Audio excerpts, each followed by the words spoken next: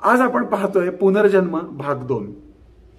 यामध्ये आपण इथपर्यंत आलो होतो की केदारनाथांचा जो भाऊ आहे तो कांजीलाल तो शांती देवींना भेटायला आला, परंतु तो शांती देवींना भेटायला आला तो आलाच केदारनाथ म्हणून। आणि पुढे काय झालं ते आपण आता पाहूया। आता कांजीलाल सगळं पत्ता घेऊन वगैरे शांती देवींना म्हणजे मागच्या जन्मातल्या लुब्धीला थोडक्यात भेटायला दिल्लीमध्ये आले। ज्यावेळेस ही शांती देवी ह्या कांजीलाल समोर उभी राहिली, ज्याचं नाव पंडित कांजीलाल होतं, याच्या सख्या चुलत भावाचं, त्याच्याही गालावरती मस वगैरे होता, सगळं काही त्याच्यासारखंच होता दिसायला। ज्यावेळेस पहिल्यांदा कांजीलालला शांती देवींनी पाहिलं त्यावेळेस शांती देवी खूप लाजली, परंतु तिने स्पष्ट सांगितलं की हा माझा पती नसून हा माझा दीर आहे। आणि त्या दीराविषयी अनेक गोष्टी ज्या कांजीलाल आणि भाऊजाईमध्ये म्हणजे लुब्धीमध्ये त्यावेळेस जो वार्तालाप झाला होता, ज्या चर्चा होत्या किंवा ते कुठे देवाला गेले होते, देवधर्म केला त्यांनी, दानधर्म केला, या सगळ्या आठवणी, प्रवासाच्या आठवणी तिनं कांजीलालला करून दिल्या। आणि कांजीलाल मात्र पुरते हादरले आणि त्यांनी तात्काळ मथुरा गाठली आणि आपल्या भावाला म्हणजे केदारनाथला त्यांनी सांगितली सगळी गोष्ट। या पूर्ण काळात या सगळ्या घटनेचा पडसाद हा मीडियामध्ये बऱ्यापैकी पसरला होता आणि पेपरात वगैरे बातम्या आल्या होत्या। ही घटना महात्मा गांधी यांच्या कानावर गेली। त्यावेळेस त्यांनी या शांती देवीला भेटायला बोलवलं आणि त्यावरती त्यांना सगळं पटल्यानंतर त्यांनी 15 जणांची सदस्य कमिटी तयार केली, ज्यामध्ये काही डॉक्टर होते, राजकारणी होते, काही समाजकारणी होते। स्वतः महात्मा गांधी हे शांती देवींना भेटले आणि त्यांनाही खात्री पटली की शांती देवी याच पूर्वजन्मीच्या लुब्धी आहेत आणि ते जे सांगत आहेत त्या सांगण्यामध्ये तिचा एवढा आत्मविश्वास होता आणि प्रत्येक गोष्ट ही जशीच्या तशी सांगत होती, म्हणून हिची शहानिशा करण्यासाठी स्वतः खुद्द महात्मा गांधींनी 15 जणांची टीम तयार केली। त्यावेळेस लुब्धीचं वय काय 8-9 वर्षच होतं, फार मोठी नव्हती ती। यानंतर केदारनाथ चौबे यांना शांती देवींना भेटण्यास बोलावलं गेलं। केदारनाथ आपले आई भाऊ यांना घेऊन शांती देवी यांना भेटायला दिल्लीमध्ये आले।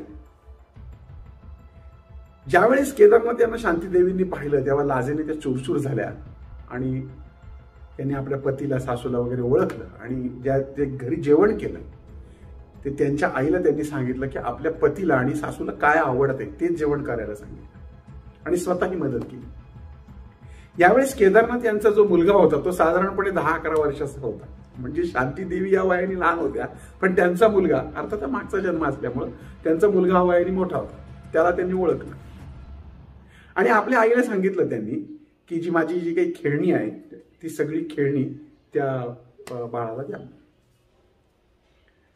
सगळ्या आठवणी केदारनाथ यांना त्यांनी सांगितल्या। केदारनाथ हे फार म्हणजे हादरून गेले।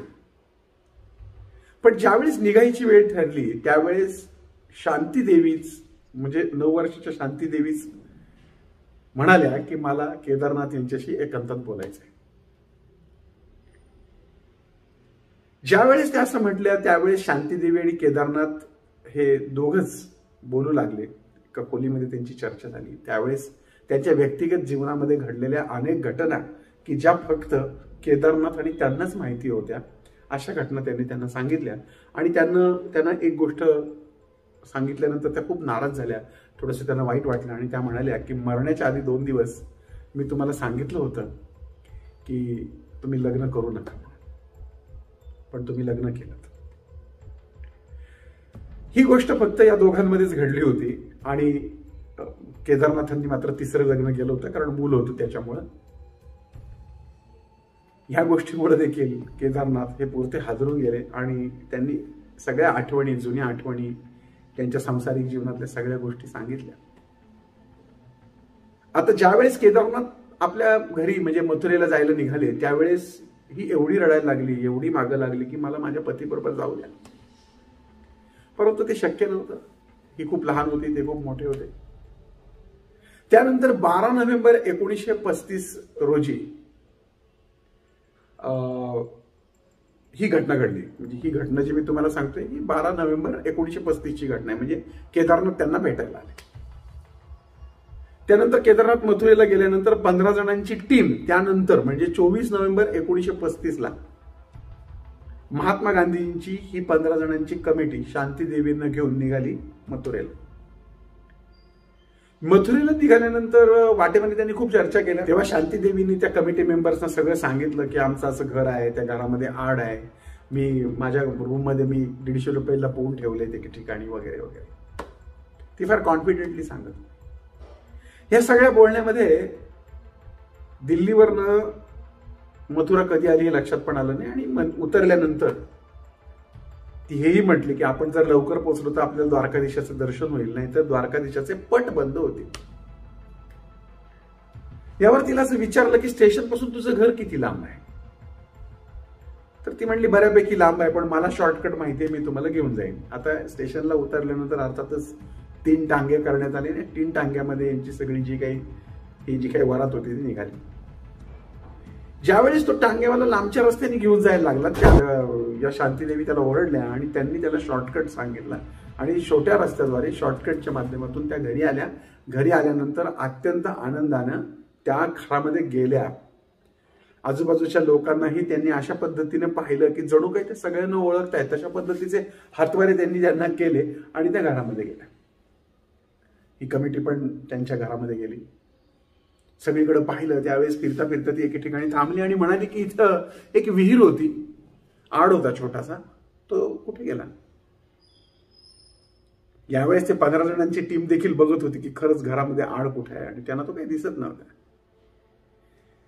त्यावेळेस केदारनाथ म्हणाले की आम्ही तो काही वर्षापूर्वी बुजवून टाकलेला आहे.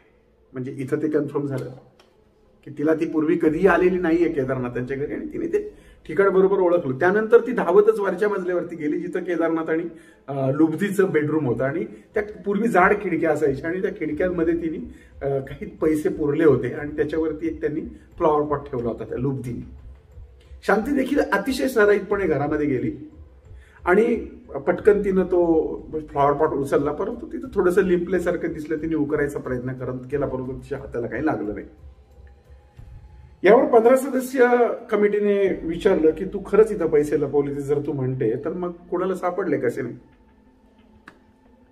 यावर केदारनाथ होते, त्यांनी स्पष्ट सांगितलं की हो, हे मी आता थोडं बुजवून घेतलंय, परंतु या ठिकाणी मला पैसे सापडले होते आणि ते 150 रुपये होते.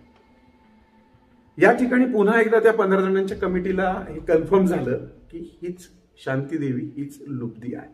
यावरून ते फिक्स झालं. परंतु वयातलं अंतर आणि ह्या सगळ्या गोष्टी पाहता ते शक्य नव्हतं. मग लुब्धीला तिच्या आई वडिलांकडे नेण्यात आलं.